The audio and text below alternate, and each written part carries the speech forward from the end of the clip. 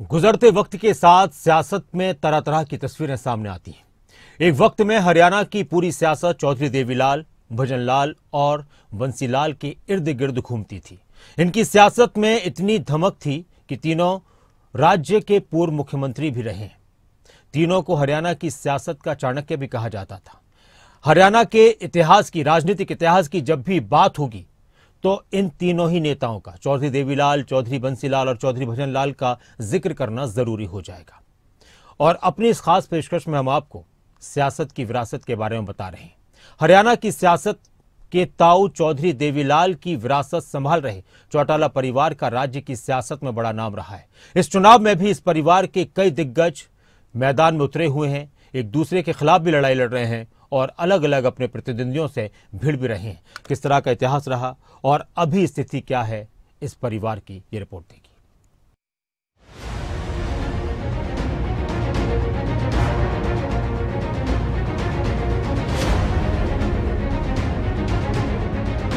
ये तस्वीर है हरियाणा की सियासत के ताऊ चौधरी देवीलाल की। हरियाणा की मिट्टी ने यहां से चौधरी देवीलाल को मुख्यमंत्री से लेकर उप प्रधानमंत्री पद तक मिलते देखा है। चौधरी देवीलाल को हरियाणा में लोग ताऊ देवीलाल के नाम से बुलाते थे। 1952 में हुए चुनाव में पंजाब विधानसभा में विधायक बनकर गए। भाषा के आधार पर हरियाणा राज्य की मांग उठाई। 1957 से 1962 में फिर विधायक बनकर पंजाब विधानसभा पहुंचे। हरियाणा बनने के बाद उनकी मुख्यमंत्री बंसीलाल से खटपट हो गई। मतभेद इतने गहरे हो गए कि 1968 में मध्यावधि चुनाव में कांग्रेस ने देवीलाल को टिकट ही नहीं दिया।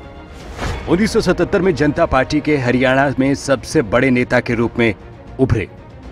1977 से 1979 और फिर 1987 में हरियाणा के 2 बार मुख्यमंत्री बने। 1999 से 1991 तक वीपी सिंह और चंद्रशेखर की सरकारों में उप प्रधानमंत्री रहे। 1996 में देवीलाल ने इंडियन नेशनल लोकदल की स्थापना की। 1998 में राज्यसभा सदस्य बने।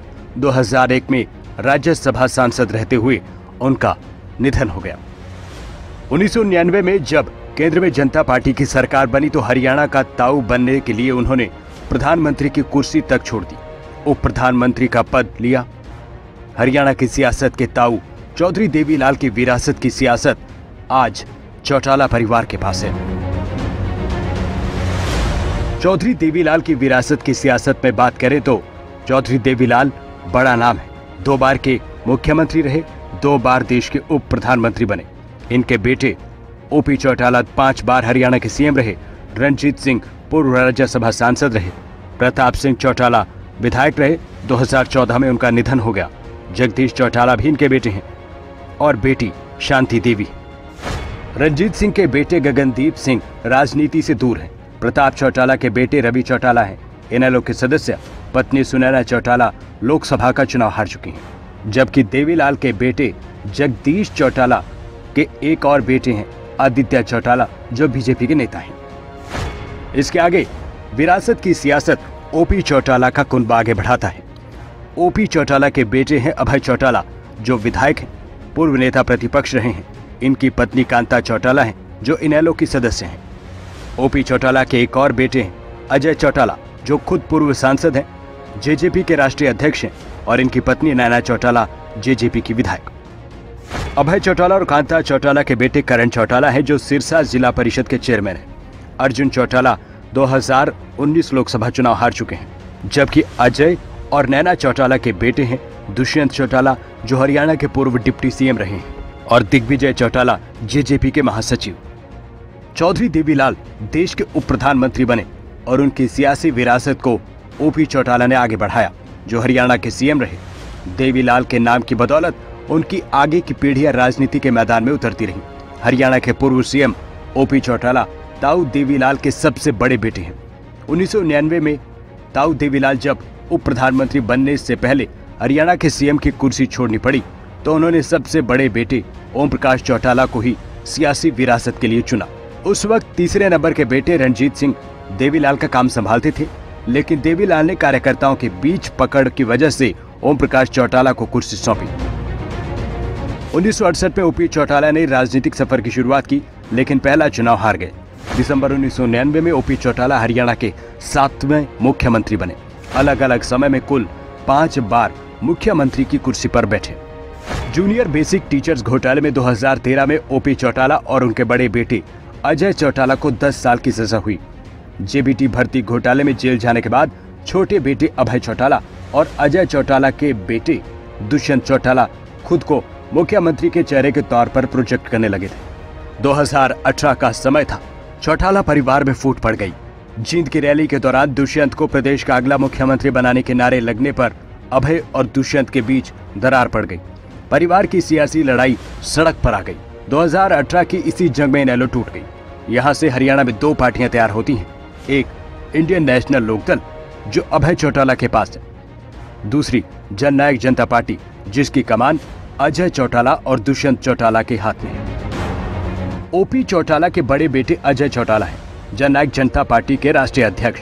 पूर्व डिप्टी सीएम दुष्यंत चौटाला के पिता 1999 में भिवानी लोकसभा से सांसद बने। 2004 में हरियाणा से राज्यसभा का सांसद बने। 2009 में डबवाली से विधायक बने। जेबीटी घोटाले में ओपी चौटाला के साथ 10 साल की कैद हुई थी।